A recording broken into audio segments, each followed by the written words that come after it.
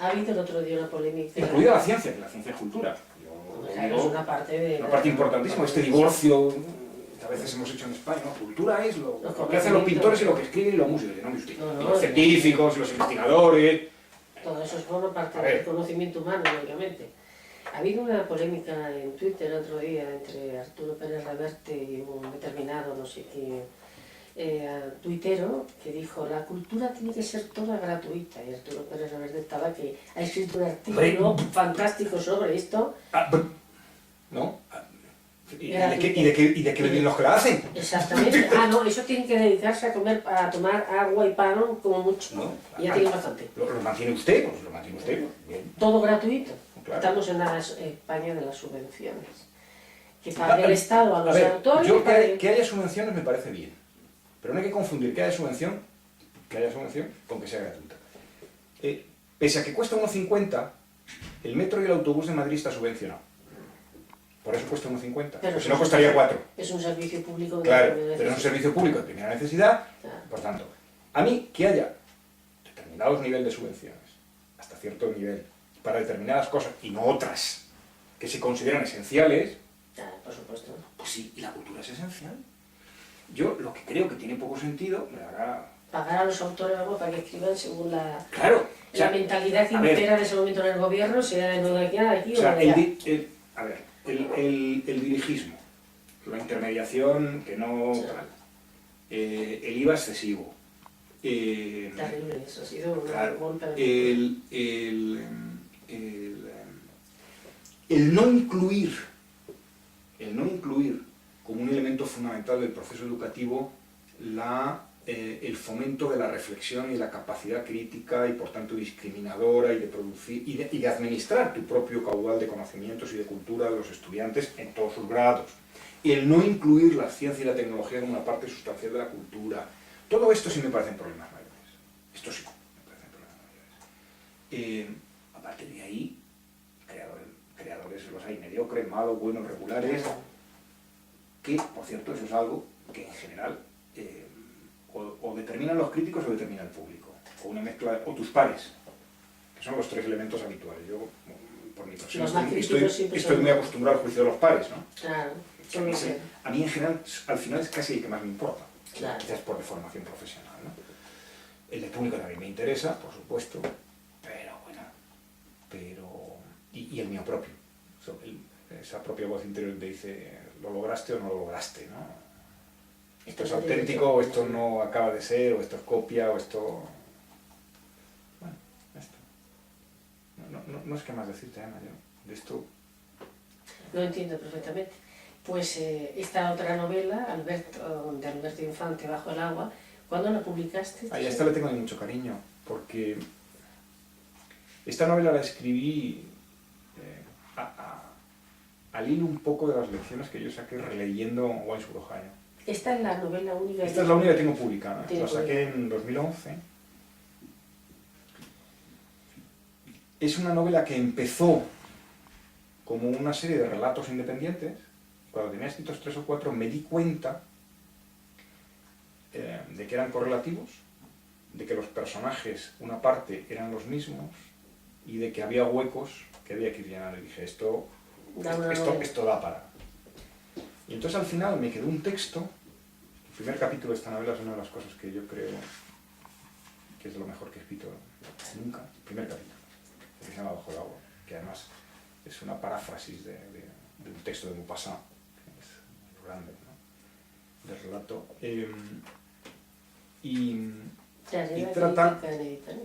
trata de dar cuenta de, hombre, pues el clima moral, educativo. Es una novela de iniciación, de adolescencia, de la evolución de un grupo de chicos, básicamente de mi época y de mi generación, en Madrid de los años 60, y que de alguna manera yo lo que traté es de ir rastreando. Ocurre entre que los chavales tienen 6 o 8 años y entran en la universidad, primer curso de facultad. Ese cambio social y de modos, maneras, mentalidades, costumbres, moral, etcétera, que precedió a la transición política y que explica en gran medida por qué la transición política española, con sus fortalezas y debilidades, se hizo como se hizo. Y la razón fundamental yo la trato de reflejar aquí. El colegio que sale aquí existe, es un colegio identificable, que además quienes lo conocen lo identifican personifican, pero que de alguna manera podría simbolizar a muchos otros, que empieza con una educación muy dura de nacionalcatolicismo, y justo cuando estos chavales ya han salido al año siguiente de estar en la universidad, cambia por completo. Entonces, bueno, de las cosas que nos pasaron, algunos episodios son anécdotas reales que nos ocurrieron, otros son inventados, y otros son parte verdad y parte fantasía. Como toda novela. Toda novela. Por tanto, es una novela, esto no es un libro histórico, ni hay que leerlo como un relato periodístico, ni nada, esto es una novela. Pero hecha con materiales de la memoria, a mí me interesa mucho la memoria, y con ese elemento de la imaginación que trabaja con la realidad para construir no exactamente, o no un intento exacto de crónica de lo que ocurrió, sino de lo que pudo haber ocurrido. O sea, por construir lo verosímil. Mire usted, da igual si esto ocurrió exactamente así o no, probablemente no todas las veces, probablemente no todo, porque así pudo haber sido en este caso o en cualquier otro similar. Es lo que de alguna manera te permite tener un texto que caracteriza una época, y un grupo de gente, y determinado contexto urbano.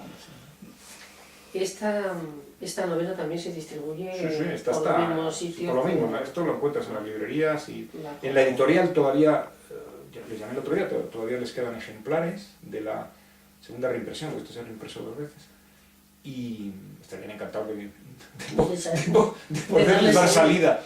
Sí, sí. Te quería preguntar por último, ¿cuáles son los narradores españoles actuales que más te interesan? El novelista concretamente, porque ya dedicándose al relato exclusivamente... A mí me gusta mucho Cercas.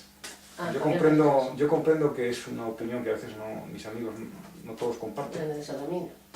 Sí, bueno, y la última que era La Ley de la Frontera, a mí me parece fantástica. Y él tiene una novela que yo recomiendo de él.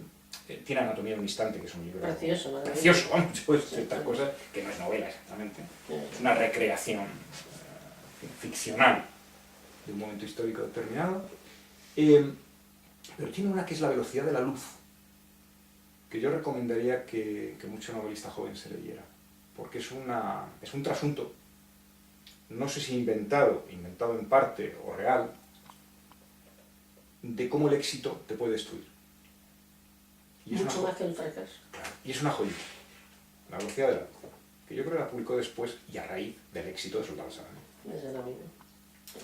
Me sigue gustando en gran medida, sobre todo las primeras, ¿no? Marseille. Fantástico. Me sigue pareciendo... Yo creo que el autor, no recuerdo ahora el nombre, pero solo ha publicado una, de Intemperie, Javier Carrasco. Vamos a ver qué tal se producen en las siguientes. Ahí me parece que... ¿Has leído En la orilla de Rafael Chirves, que ha ganado? A ver, Chirves para mí es un valor seguro. Seguro, totalmente. Yo le recuerdo... Y muy poco leído en general en España. Yo le recuerdo con extraordinario cariño. Hay algún capítulo aquí que tiene alguna deuda con Chirves, con 2 novelas de Chirves, La larga marcha y La caída de Madrid. Hay algún capítulo aquí que tiene alguna deuda, ya digo. La última todavía no la he leído, la compré, la tengo ahí en las lecturas, en las lecturas pendientes. Pero a mí Chirves me parece uno de los grandes valores consolidados, y yo creo que es un escritor de primera. Antonio Muñoz Molina A mí Antonio Muñoz Molina me parece un gran novelista, un gran articulista, sobre todo un gran articulista. Hay un libro de él que yo recomiendo mucho, que no es una novela, que es Ventanas de Manhattan. Precioso. Porque yo Nueva York lo conozco mucho. De su estancia en Nueva York. Es una cosa espectacular. Claro, él es más que un novelista, él filosofa, él es periodista, o sea, él hace incluso hasta historiador en muchos casos. Ahí, como estoy casado con historiadora, tengo que ser prudente porque... Historiador me refiero... Las profesiones reclaman sus espacios y no ven a los intrusos con buenos ojos. Lógico. Con razón. Nos pasa a los médicos con lo nuestro. Pero sí, a mí me parece sobre todo me parece un notario ilustrado de la actualidad del mundo que vivimos. De la época. Y esto es muy de agradecer. Un notario ilustrado. O sea, tipo... Y es maravilloso escribiendo. Estarás de acuerdo con algunas de las cosas que dice o no, pero él en general pone bien el foco, elabora bien los antecedentes, construye bien el discurso, introduce elementos artísticos siempre, y por tanto yo lo llevo con sumo gusto. Y Luis Mateo Díez, que es el clásico actual del siglo XX, sí, es un poco cervantino totalmente. Sí. Confieso que le he leído un poco menos.